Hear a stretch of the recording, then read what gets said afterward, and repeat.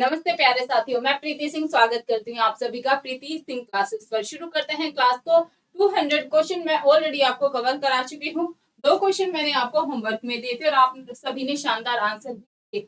Next question देखिएगा भाई। भारत की संघीय व्यवस्थापिका को किस नाम से जाना जाता है? यह क्वेश्चन मैंने आपको होमवर्क में दिया था और बहुत सारे बच्चों ने शानदार आंसर किए। इसका राइट आंसर यहाँ पर संसद हो जाता है। नेक्स्ट क्वेश्चन, संसद के किस सदन को प्रतिनिधि सभा भी कहा जाता है? तो संसद के किस सदन को प्रतिनिधि सभा हम कहते हैं? इसका राइट आंसर लोकसभा होगा। लोकसभा को प्रतिनिधि सदन भी कहा जाता है। लोकप्रिय सदन भी किसको हम कहते हैं? लोकसभा को ही कहते हैं। अगर हम बात करें युवाओं का सदन किसको कहा जाता है? युवाओं का सदन भी हम लोकसभा को ही कहते हैं। ये सारे फैक्ट्स आपने ध्यान रखने हैं। निम्नलिखित में से कौन संसद का अनन्य भाग नहीं है? संसद का अनन्य भाग उपराष्ट्रपति नहीं है। और संसद के जो अनन्य भाग है वो कौन कौन से हैं? राष्ट्रपति, लोकसभा और राज्यसभा। आप सभी ध्यान रखें। संसद को भंग करने के लिए कौन सक्षम है? भाई संसद को भंग किसके द्वारा किया जा सकता है? राष्ट्रपति। आप ध्यान रखेंगे। नेक्स्ट क्वेश्चन, भारतीय संसद के दोनों सदनों की संयुक्त बैठक किस संबंध में होती है? तो साधारण विधेयक के संबंध में संयुक्त बैठक होती है। संयुक्त बैठक को डियर फ्रेंड्स बुलाता कौन है? यह क्वेश्चन कई बार एग्जाम में बना है। बुलाते तो राष्ट्रपति हैं, लेकिन संयुक्त अधिवेशन की अध्यक्षता कौन करते हैं? लोकसभा के अध्यक्ष करते हैं। ये फैक्ट आप ध्यान रखेंगे। संयुक्त बैठक किस अनुच्छेद के तहत होती है? इंडियन कॉन्स्टिट्यूशन में 108। आप सभी ने ध्यान रखना है। नेक्स्ट,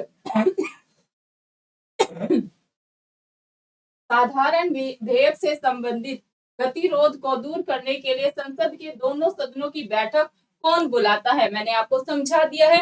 बैठक बुलाते हैं प्रेसिडेंट ऑफ इंडिया, यानी कि भारत के राष्ट्रपति। लोकसभा व राज्यसभा की संयुक्त बैठक कब होती है?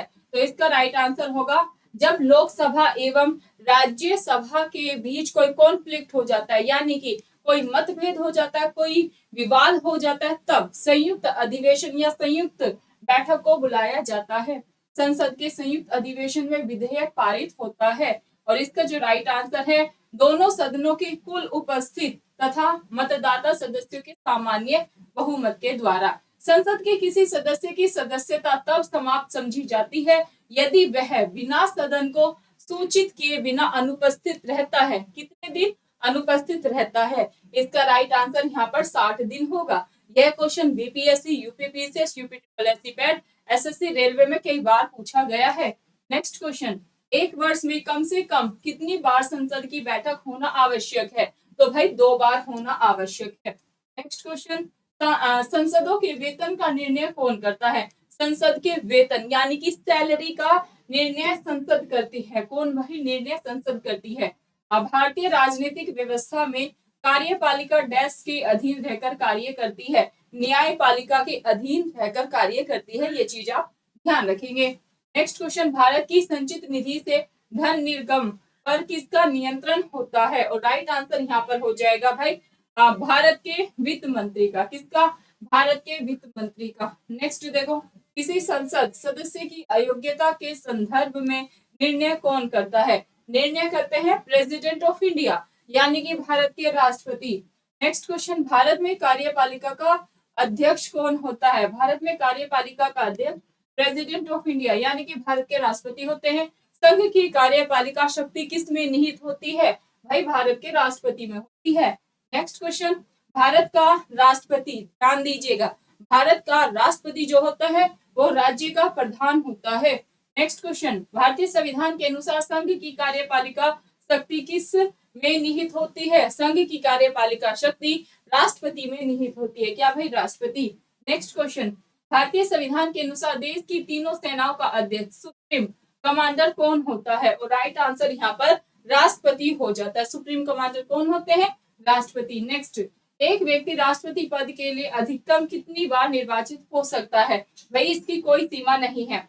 भारत में एक व्यक्ति कितनी बार भी राष्ट्रपति बन सकता है। कार्यकाल कितना होता है? 5 वर्ष का होता है। लेकिन यूएसए में ऐसा नहीं है। यूएसए में एक व्यक्ति सिर्फ 2 बार राष्ट्रपति बन सकते हैं। और यूएसए में प्रेसिडेंट का, राष्ट्रपति का जो कार्यकाल होता है वो 4 ईयर का होता है। हमारे यहाँ 5 ईयर का होता है। नेक्स्ट, राष्ट्रपति का निर्वाचन किस प्रकार से होता है? राष्ट्रपति का निर्वाचन डियर फ्रेंड्स अप्रत्यक्ष तरीके से होता है, यानी कि इनडायरेक्ट तरीके से होता है। नेक्स्ट क्वेश्चन चलेंगे, राष्ट्रपति के चुनाव के लिए प्रस्तावक एवं अनुमोदकों की कम से कम कितनी संख्या होनी चाहिए? तो भाई ये 50-50 होनी चाहिए, 50-50 होनी चाहिए। नेक्स्ट देखो, राष्ट्रपति चुनाव संबंधी मामले किसके पास भेजे जाते हैं? तो भाई ये भेजे जाते हैं सुप्रीम कोर्ट, उच्चतम न्यायालय के पास। राष्ट्रपति पद के उम्मीदवारों को चुनाव प्रचार हेतु कितना समय मिलता है? भाई इनको 2 सप्ताह, 2 वीक, 2 सप्ताह मिलता है। नेक्स्ट, संविधान के उल्लंघन के लिए राष्ट्रपति के विरुद्ध अभियोग कार्यवाही किसमें शुरू की जा सकती है? संसद के किसी भी सदन में शुरू की जा सकती है। भारत के जो राष्ट्रपति है उनको महाभियोग के इम्पीचमेंट के द्वारा हटाया जा सकता है। ऐसा किस में वर्णन है, किस अनुच्छेद में वर्णन है? आर्टिकल 61 में वर्णन है। लेकिन अब तक भारत में ऐसी सिचुएशन क्रिएट नहीं हुई है कि भारत के राष्ट्रपति पर महाभियोग चलाया जा सके। पूछते हैं कि क्या अब तक भारत के राष्ट्रपति पर महाभियोग चलाया गया या कभी किसी राष्ट्रपति को महाभियोग के द्वारा भारत में हटाया गया? तो कभी भी ऐसा नहीं हुआ है। तो इसका राइट आंसर संसद के किसी भी सदन के द्वारा होगा। नेक्स्ट क्वेश्चन पे चलेंगे, राष्ट्रपति पर महाभियोग किस आधार पर लगाया जा सकता है? संविधान के अतिक्रमण करने पर। अगर प्रेसिडेंट ऑफ इंडिया संविधान का अतिक्रमण करते हैं, उल्लंघन करते हैं, तभी क्या होता है? राष्ट्रपति पर महाभियोग चलाकर उनको उनके पद से हटाया जा सकता है। लेकिन अब तक भारत में ऐसा नहीं हुआ। अब तक किसी भी राष्ट्रपति ने संसद या संविधान के अतिक्रमण नहीं किया है। नेक्स्ट, राष्ट्रपति को निम्नलिखित में से कौन पद और गोपनीयता की शपथ दिलाते हैं? भारत के मुख्य न्यायाधीश, प्रधानमंत्री, अटॉर्नी जनरल या महाधिवक्ता? यह डियर फ्रेंड्स आपके होमवर्क का क्वेश्चन है। सभी स्टूडेंट ऑफलाइन कमेंट करके आंसर देंगे। यह question already SSC GD RPF हमने टीसीएस में कई बार देखा, रेलवे एसएससी का फेवरेट क्वेश्चन है। देखते हैं कितने स्टूडेंट राइट आंसर कर पाते हैं। भारत के महान्यायवादी के बारे में आप थोड़ा सा डिटेल में लिखेंगे और राष्ट्रपति के बारे में आप जितनी भी इंफॉर्मेशन जानते हैं वो सभी हमें ऑफलाइन कमेंट करके बताइएगा। मैंने सारी चीजें आपको ऑलरेडी करा रखी है। बहुत बहुत धन्यवाद। वीडियो अच्छी लगी, मैम के पढ़ाने का तरीका अच्छा लगे, वीडियो आपको हेल्पफुल लग रही है तो सभी चैनल को सब्सक्राइब करेंगे, वीडियो को ज्यादा से ज्यादा शेयर करेंगे और वीडियो को लाइक करके आप सभी जरूर जाएंगे। धन्यवाद आप सभी। मिलेंगे नेक्स्ट वीडियो में आपसे।